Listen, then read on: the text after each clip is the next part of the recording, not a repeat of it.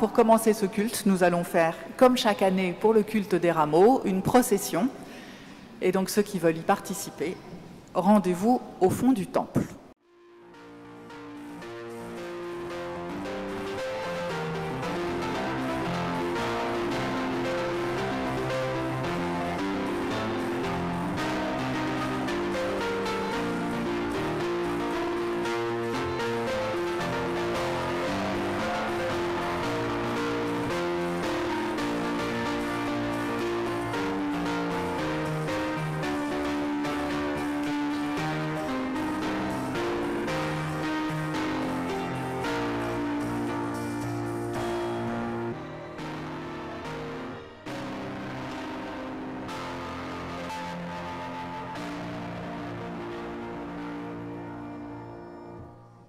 Bienvenue à vous toutes et à vous tous. Bienvenue pour ce culte des rameaux, cet exceptionnel culte des rameaux que nous célébrons comme chaque année avec les 3 communautés qui occupent habituellement ce temple. L'Église protestante méthodiste de France John Wesley, l'Église presbytérienne du Cameroun Chapelle Pernetti et l'Église protestante unie de Montparnasse Plaisance. Aujourd'hui, nous sommes un, nous sommes une, nous sommes cette communauté qui accueille le Christ, qui entre à Jérusalem. Et nous avons la grande chance aussi d'accueillir un nombreux groupe de jeunes, des jeunes de la région parisienne de l'Église protestante unie qui sont en chemin vers Thésée.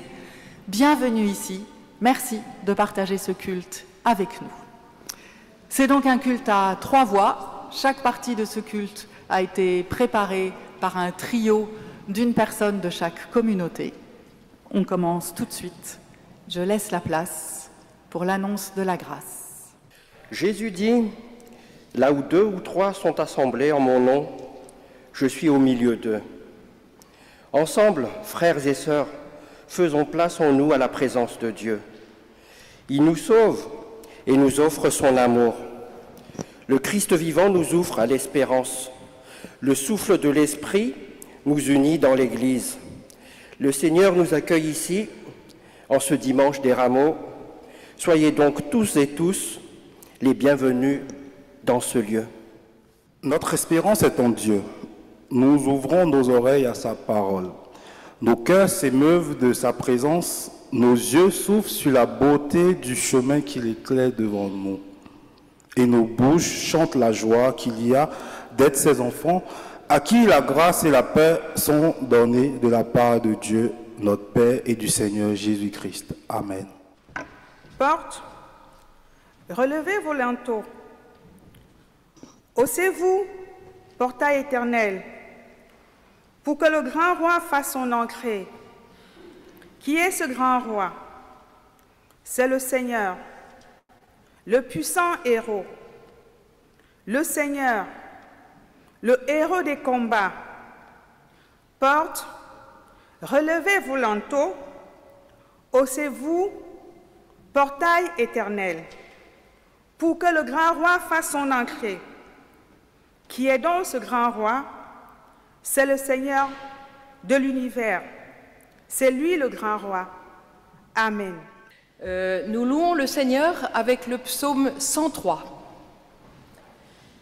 Bénis l'Éternel, mon âme, que tout ce qui est en moi bénisse son saint nom. Bénis l'Éternel, mon âme, et n'oublie aucun de ses bienfaits. C'est lui qui pardonne toutes tes fautes, qui guérit toutes tes maladies. C'est lui qui délivre ta vie de la tombe, qui te couronne de bonté et de compassion. C'est lui qui rassasie de bien ta vieillesse, qui te fait rajeunir comme l'aigle. L'Éternel fait justice, il fait droit à tous les opprimés. Il a fait connaître ses voies à Moïse, ses hauts faits aux enfants d'Israël. L'Éternel fait grâce, il est rempli de compassion. Il est lent à la colère et riche en bonté. Il ne garde pas éternellement sa colère. Il ne nous traite pas conformément à nos péchés. Il ne nous punit pas comme le mériteraient nos fautes, mais autant le ciel est élevé au-dessus de la terre, autant sa bonté est grande pour ceux qui le craignent. Autant l'Orient est éloigné de l'Occident, autant il éloigne de nous nos transgressions. Comme un père a compassion de ses enfants, l'Éternel a compassion de ceux qui le craignent, car il sait de quoi nous sommes faits, il se souvient que nous sommes poussière. L'homme, ses jours sont comme l'herbe. Il fleurit comme la fleur des champs. Lorsqu'un vent souffle sur elle, elle disparaît. Et la place qu'elle occupait ne la reconnaît plus. Mais la bonté de l'Éternel dure d'éternité en éternité pour ceux qui le craignent. Et sa justice demeure pour les enfants de leurs enfants, pour ceux qui gardent son alliance et se souviennent de ses commandements pour les mettre en pratique. L'Éternel a établi son trône dans le ciel et son règne domine tout l'univers. Bénissez l'Éternel, vous ses anges, qui êtes puissants et forts et qui exécutez ses ordres en obéissant à sa parole. Bénissez l'Éternel, toutes ses armées, vous qui êtes ses serviteurs et qui faites sa volonté. Bénissez l'Éternel, vous, toutes ses œuvres, dans les lieux où il domine. Bénis l'Éternel, mon âme. Amen.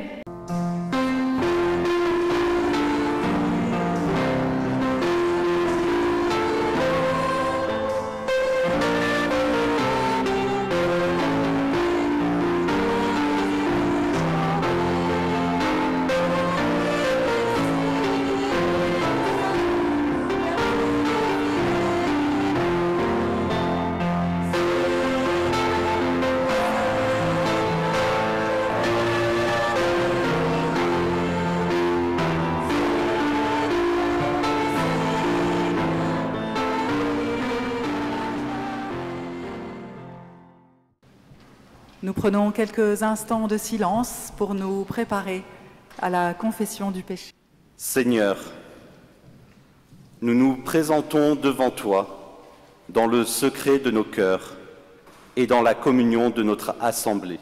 Aide-nous à regarder nos jours passés de manière humble et juste, heureux de te remettre les actions et les pensées que ton Fils nous a inspirées, conscient de nos erreurs, de nos manquements, regrettant le mal que nous avons commis et le bien que nous n'avons pas fait autour de nous. Seigneur, reçois-nous dans la profondeur de ta prière. Que ta voix rende notre cœur simple et confiant pour une véritable repentance. Pardonne-nous nos offenses et donne-nous de vivre ce pardon quotidiennement. Plein d'espérance, nous nous remettons à toi, au nom de Jésus-Christ, ton Fils. Amen. Pardonnés et libérés, nous sommes debout pour écouter la déclaration du pardon.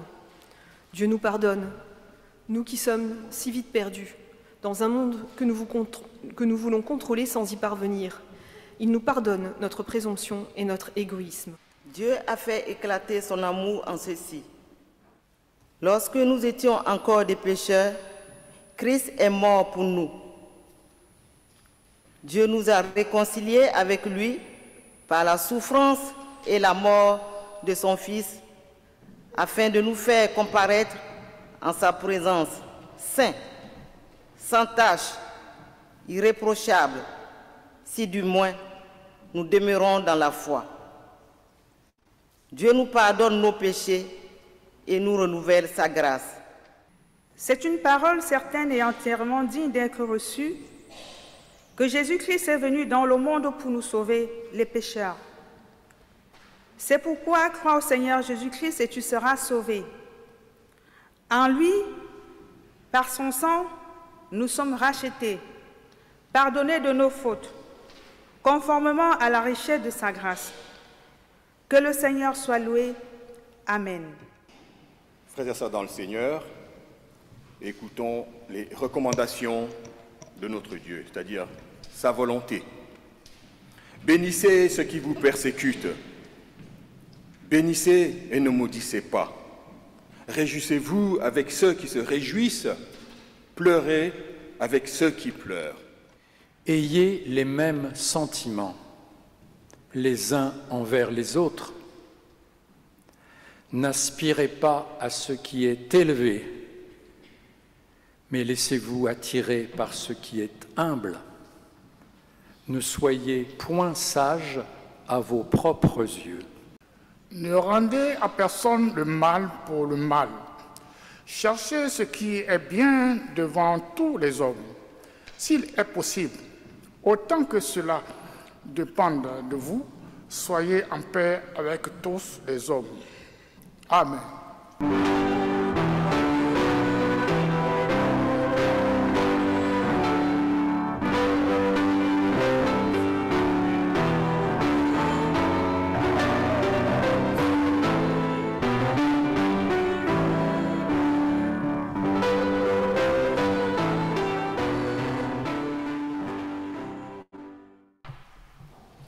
Au moment où nous allons ouvrir les Écritures, nous pourrions être tentés d'y chercher notre reflet, le reflet de notre propre gloire, une confirmation de nos propres idées, de nos certitudes, une approbation de notre propre justice. Alors oui, nous lirions les Écritures, nous les sonderions, mais nous passerions à côté de la parole de Dieu, à côté de ce que le Christ nous annonce. Alors Seigneur, au moment où nous allons ouvrir ton livre, accorde-nous la grâce d'y entendre une parole qui proclame ton royaume et ta justice. Et si cette parole ne va pas dans notre sens, si elle conteste nos choix de vie et nos vérités, alors, Seigneur, change notre cœur pour qu'il se convertisse à toi. Amen. Ayant dit cela, Jésus partait en tête, montant à Jérusalem.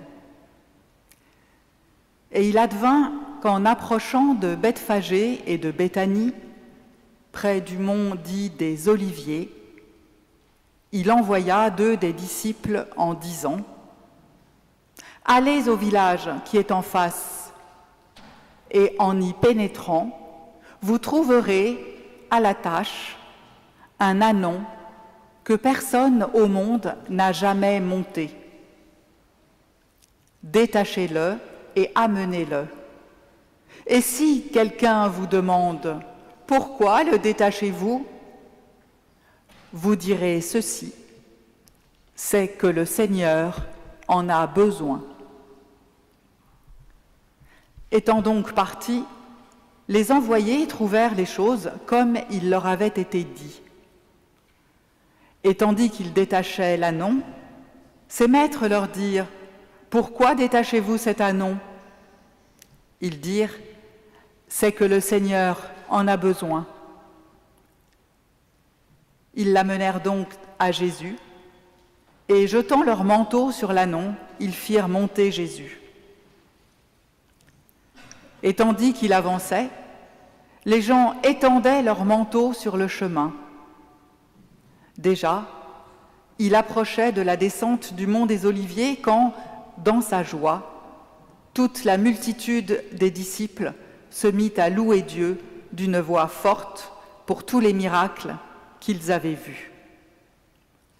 Ils disaient : « Béni soit celui qui vient, le roi, au nom du Seigneur, paix dans le ciel et gloire au plus haut des cieux. » Quelques pharisiens de la foule lui dirent : « Maître, réprimande tes disciples. » Mais il répondit : « Je vous le dis, si eux se taisent, les pierres crieront. » Chers frères et sœurs, chers tous et toutes, voilà 1 an que les disciples marchent sur les routes avec Jésus. 1 an qu'ils ont tout quitté pour le suivre. Ils ont laissé leur filet de pêche, ils ont laissé leur famille, ils ont laissé leur maison. Voilà 1 an qu'ils marchent ensemble, à pied, suivis par les foules, et soudainement, Jésus, presque arrivé, décide qu'il a besoin d'une monture. Quelle étonnante idée! Jésus monte sur ce petit ânon et s'avance vers Jérusalem. Je me vois dans cette foule. Je nous vois dans cette foule. Une foule de gens, certains éprouvés par l'occupation romaine, d'autres épuisés par leur travail peut-être, d'autres encore qui connaissent la maladie. Une foule de gens dont certains se sont enrichis sur le dos des autres. Une foule de gens, certains en marge de la société, d'autres en plein cœur. Je regarde Jésus s'avancer sur ce petit âne. Et ce mélange de curiosité, de respect et de joie inexprimable me gagne. Oui, c'est peut-être aujourd'hui le jour tant attendu. C'est peut-être aujourd'hui le jour tant espéré où nous allons être libérés. C'est cette promesse annoncée par tant et tant de générations. La paix, la fin des tourments. Je sens qu'il se passe quelque chose qui nous dépasse. Les gens déposent leur manteau sur le sol, en signe de respect comme un tapis rouge qu'on déroule. Et moi aussi, je me sens entraînée sur ce chemin et je veux saluer celui qui vient. Une voix dans la foule commence à louer Dieu pour tous les miracles que Jésus a faits et soudain, j'ai moi aussi envie de crier et de chanter, envie d'exprimer espérance et joie. Béni soit celui qui vient, le roi, au nom du Seigneur. Paix dans le ciel et gloire au plus haut des cieux. Je me vois dans la foule des disciples, avec mes peurs et mes espérances. Mais à ce moment, c'est l'espérance qui l'emporte de loin.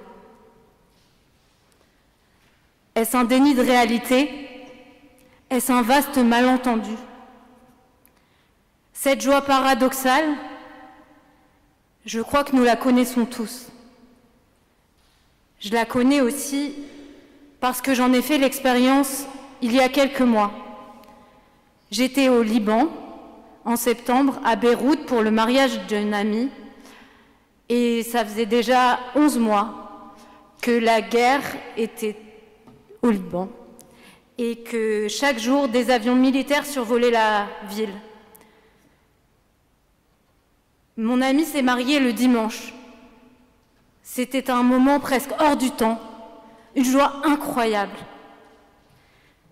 Nous avons chanté à pleine voix, nous avons fêté la vie au cœur de la guerre avec urgence. Et cette joie était un cadeau incroyable pour nous tous et toutes. 2 jours après, le mardi, il y avait de nouveau la guerre, encore plus violente. Mais la joie de ce mariage, c'est la même joie que celle des rameaux. Une espérance gigantesque qui se déploie, bien que les disciples et nous-mêmes savons que Jésus est menacé. C'est cette joie qui explose malgré tout ce qui pourrait prêter aux larmes et au désespoir. Mais voilà, au milieu de la joie, au milieu de la louange, il y a toujours ceux qui veulent faire revenir le silence. Dans la foule qui acclame Jésus, ceux-là, ce sont les pharisiens.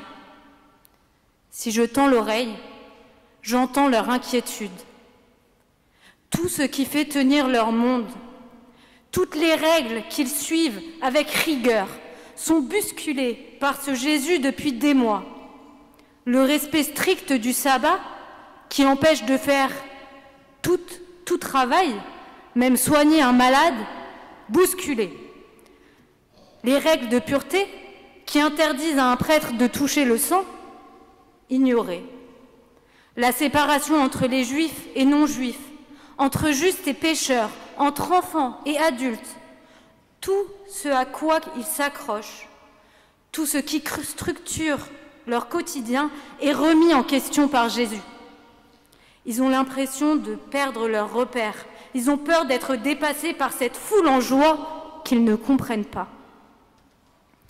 Alors, ils réagissent avec violence pour tenter de garder le contrôle sur la situation. Les disciples de Jésus fêtent cet homme sorti en quelque sorte de nulle part, comme le roi envoyé du Seigneur, et avec lui, l'espérance d'une paix cosmique. Pour ces croyants rigoristes que sont les pharisiens, c'est trop. C'est la goutte d'eau qui fait déborder le vase. Un blasphème. Alors ils vont voir Jésus et ils en appellent à son autorité pour faire taire ses disciples. Mais Jésus ne fait pas taire cette joie. J'entends sa réponse aux pharisiens. Si eux se taisent, les pierres crieront. Et cette phrase me semble à la fois si puissante et en partie incompréhensible. Comment les pierres pourront-elles hurler? Parce que dans le fond, qu'y a-t-il de plus silencieux que les pierres? Les pierres, c'est par excellence le signe de l'immobilité, du silence. Les pierres, c'est souvent là le lieu où l'on met les morts. C'est le signe du tombeau. Dire que si eux se taisent, les pierres crieront, c'est dire que rien ne peut réduire au silence les disciples et leur joie. Je regarde plus précisément cet homme, ce Jésus monté sur un ânon qui s'avance vers Jérusalem, ce roi tant attendu qui n'use pas de son pouvoir pour faire taire ou pour écraser, qui répond calmement mais fermement aux pharisiens. Pourtant, Jésus sait qu'il avance vers sa passion. Il ne se fait pas d'illusions. Il ne se fait pas d'illusions sur ce qui va se passer à Jérusalem. Mais il ne fait pas taire la joie, l'espérance. Il les accompagne même. Je crois qu'on ne peut pas comprendre ces paroles de Jésus sans se plonger dans la suite de la semaine de Pâques, avec ce qu'elle comporte d'horreur et de peur. En effet, quelques jours après le dimanche des Rameaux, dans cette semaine dans laquelle Jésus entre et noue à sa suite, les pouvoirs en place à Jérusalem, qu'ils soient religieux ou politiques, vont tout faire pour faire taire Jésus et ses disciples. Puisque quelques jours après la grande effusion des Rameaux, c'est l'arrestation, la condamnation et la mise à mort de Jésus. Le jeudi donc, ce dimanche des Rameaux a dû sembler bien loin aux disciples sous le choc, comme ce mardi à Beyrouth, où le mariage du dimanche nous semblait déjà un autre monde.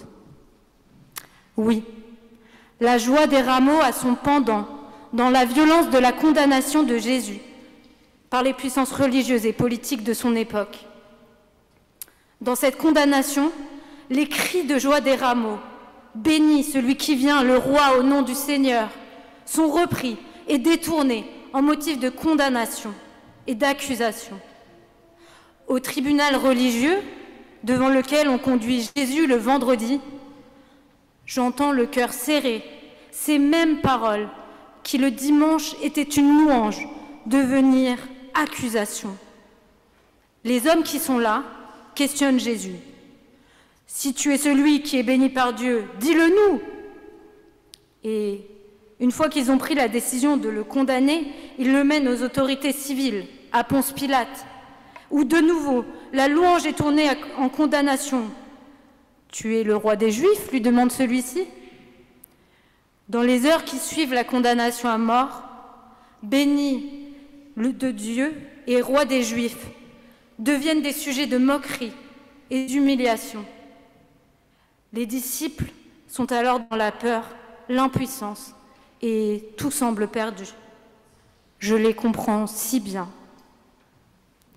Quand nous regardons notre monde, les systèmes oppressifs qui font taire les gens, que ce soit par la terreur, dans des guerres, ou même dans notre quotidien, par des humiliations, nous pouvons parfois être tentés de perdre courage, d'abandonner cet horizon de justice et de la paix, abandonner cette joie qui nous pousse en avant à la suite de Jésus. Mais la violence et la terreur n'ont pas le dernier mot. La joie et l'espérance des rameaux sont loin d'être étouffées et inutiles. Les pierres crieront, dit Jésus. Et à Pâques, c'est bien ce qui se passe. Quand les femmes vont au tombeau, cette pierre qui devrait être silencieuse, cette pierre est ouverte comme une bouche grande ouverte qui hurle. Il est ressuscité. La joie de Pâques, que les cris de joie des rameaux anticipent, et la réalisation de cette promesse, valable pour nous tous et toutes chaque jour. Rien ne pourra jamais nous séparer de l'amour de Dieu. Alors, entrons dans cette semaine de Pâques en louant. Béni soit celui qui vient, le roi au nom du Seigneur. Paix dans le ciel et gloire au plus haut des cieux. Amen.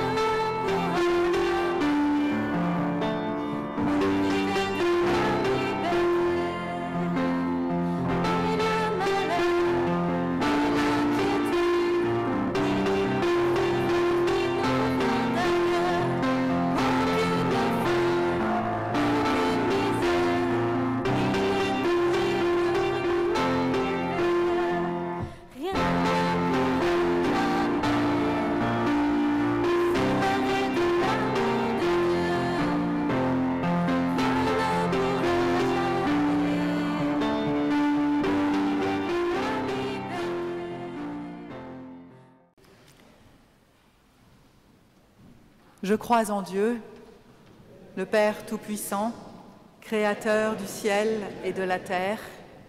Je crois en Jésus-Christ, son Fils unique, notre Seigneur, qui a été conçu du Saint-Esprit et qui est né de la Vierge Marie. Il a souffert, il a été crucifié, il est mort, il a été enseveli. Il est descendu aux enfers. Le troisième jour, il est ressuscité des morts, il est monté au ciel, il siège à la droite de Dieu, le Père Tout-Puissant. Il viendra de là pour juger les vivants et les morts. Je crois en l'Esprit Saint, la Sainte Église universelle, la communion des saints, la rémission des péchés, la résurrection de la chair et la vie éternelle. Amen.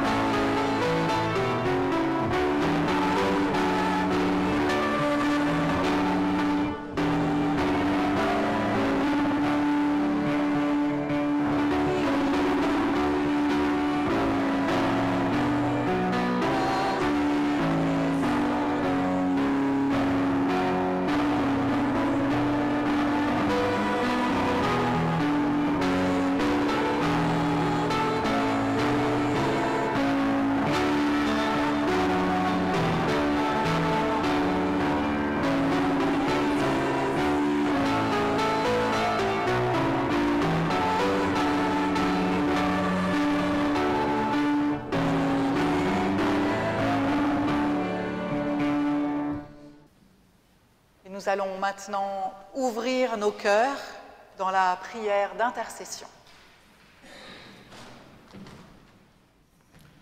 Seigneur notre Dieu, nous venons devant toi aujourd'hui, unis dans la diversité de nos communautés. Nous te rendons grâce pour l'unité que tu nous donnes dans ta présence.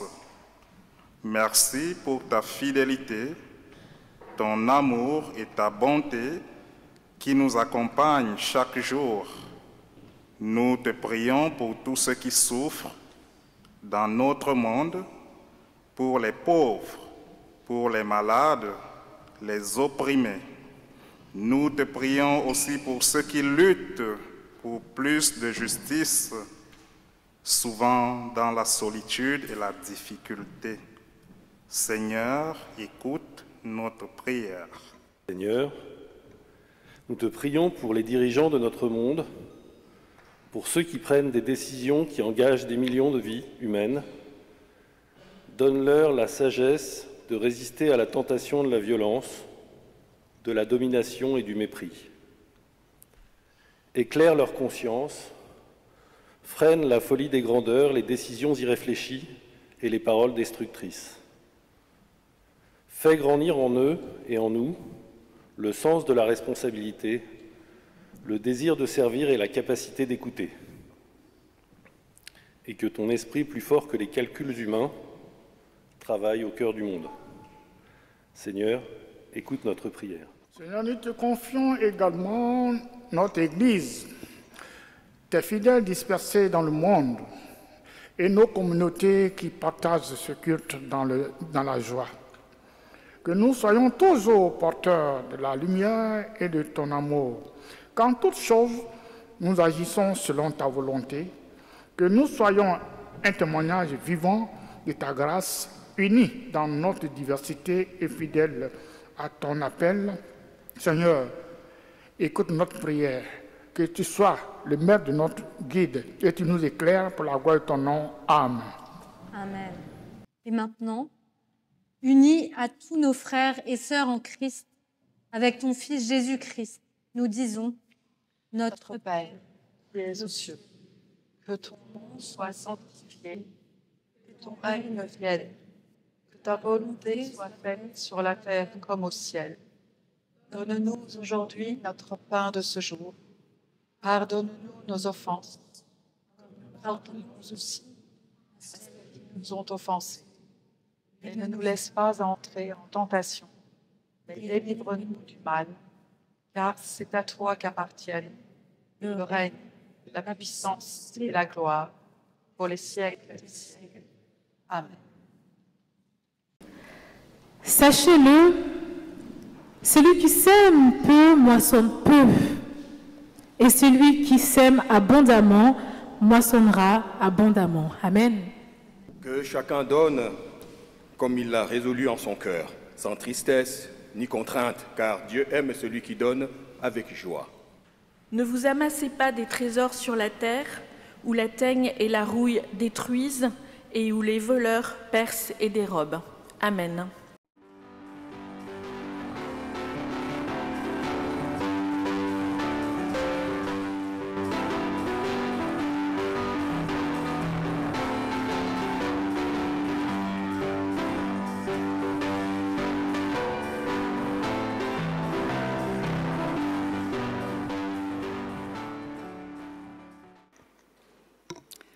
Comment faire boire un âne qui n'a pas soif? En mettant un autre âne à côté de lui, qui lui montre comment on boit une eau limpide et rafraîchissante.